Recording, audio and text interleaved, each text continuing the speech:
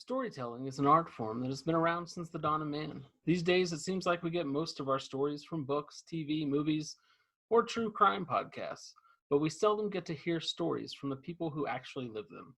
I believe that everyone has at least one great story that only they can tell. Maybe it's about the time you rode your bike across the country, or the night you spent with Bill Murray, or how you met the love of your life. My best story is dedicated to discovering these stories and releasing them into the wild, one guest at a time. I'm Travis Tidmore. Join me as I discover Ben Koldyke's best story.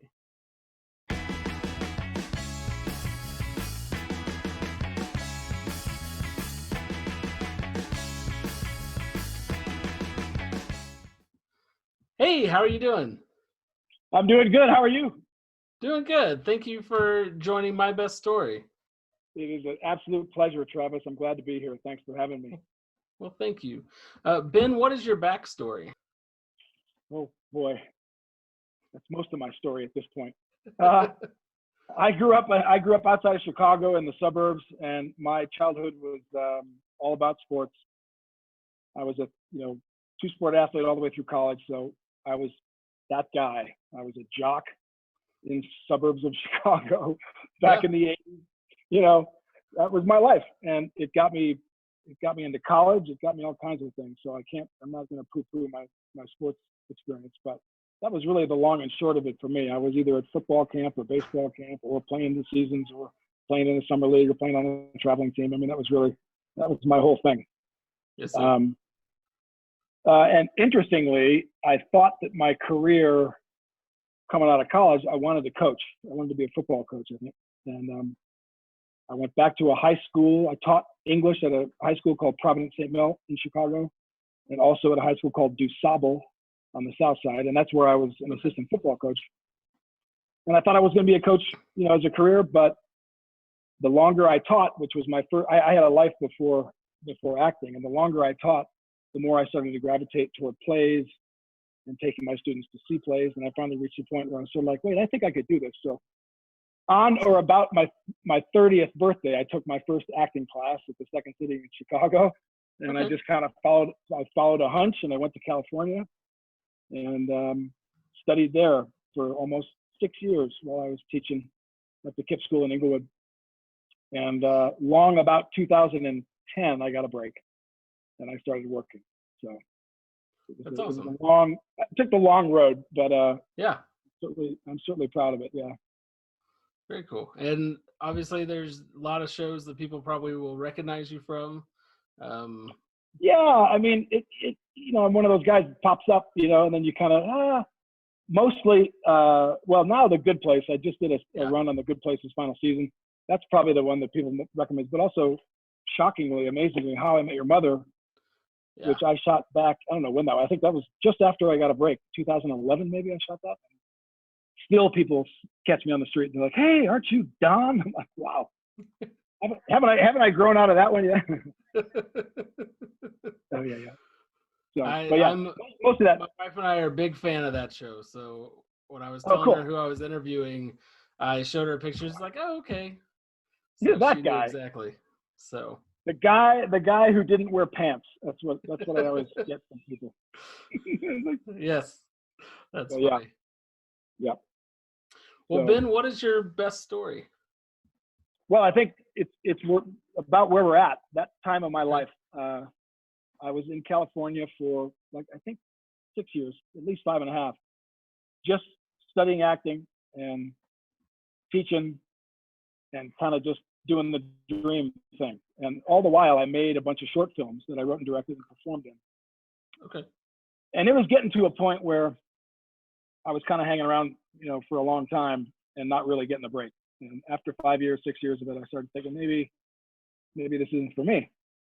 So during that time, when I was really kind of waffling about my career and what I'm going to do, I was at the Rose Cafe in Venice, California, and in walks Rob McElhaney, who your fans will probably know created a show called It's Always Sunny in Philadelphia. Yeah. And now he's got the Mystic Quest, I think. I can't remember the one he's got on Apple TV now. On Apple TV, yeah.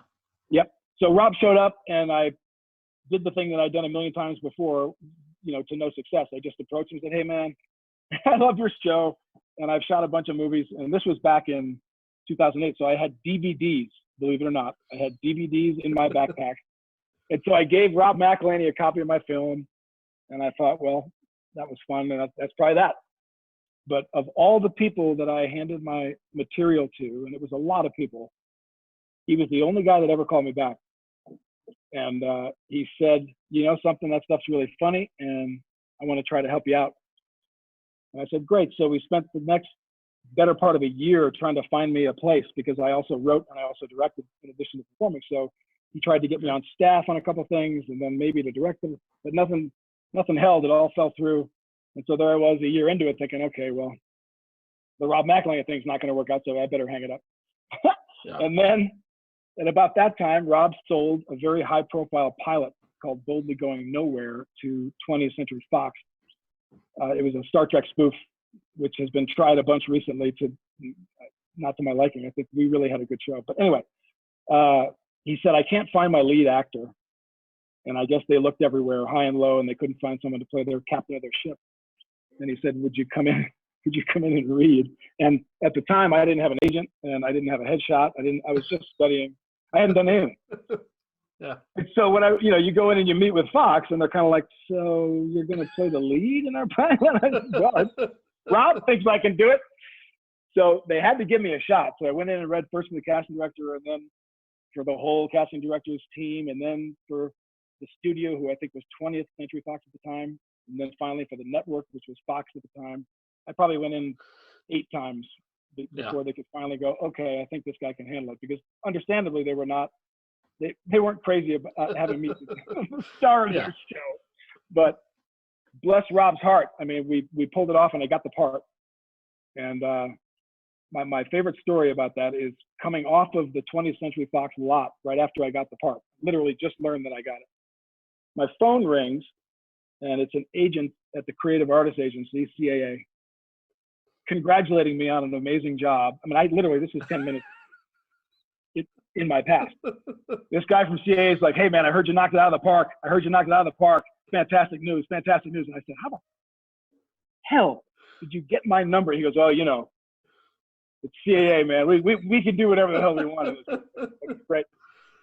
So I'm very impressed by this guy. I said, yeah, man, if you can do that, I got to meet you. So we set a time and a day. The next day, I come to find out that agent's client was the other actor that I was performing against for the part.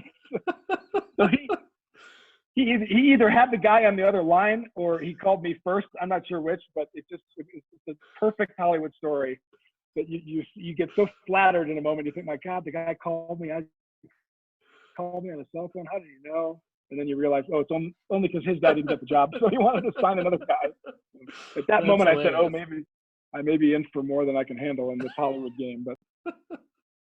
But I got the part, and knock on wood, I've been working ever since, and I owe it all to Rob McElhenney and Charlie Day and Glenn Howerton. They were all instrumental in helping me out, and I owe them everything. So that's really awesome. Someday I hope to pay them back. Yeah. That's really awesome. Well, where can people find you these days? Is there anything upcoming that you've been working on? Well, I'm sitting on an offer. I don't get a lot of straight offers, but for a movie about the college application scandal that Netflix is doing. I received that offer and I was ready to go to work, but then this thing happened, and so everything shut down. I can't really give out details of that one. It's still kind of moving along in the early stages, but that's really all I got coming up. There's a lot of good place on Hulu. Please watch it. Yes. That's the main thing I got going right now. But I'll go back, and auditions will start to pick up in the summertime some. So I'm just doing the grind. I understand. Well, thank you so much for coming on and being a guest on the show. Travis, I really appreciate it. It was a pleasure. Thank you for having me. Well, thank you. It was a great story, and maybe we'll have you back for your next best story at some point. I would love it. If I have another one like that, I'll be sure to call you, man. All right. Perfect. All right. Well, thank you so much. You got it. Bye. A huge thanks to Ben for being our guest today. As always, new episodes drop every Tuesday and Thursday. Be sure to like, comment, and subscribe. Our title music is Red, White, Black, and Blue by Peg and the Rejected. If you have a story you'd like to tell on the show, hit us up on our Facebook page, on Twitter at My Best Story Show, or via email at mybeststorypodcast@gmail.com. Until next time, go live your best story.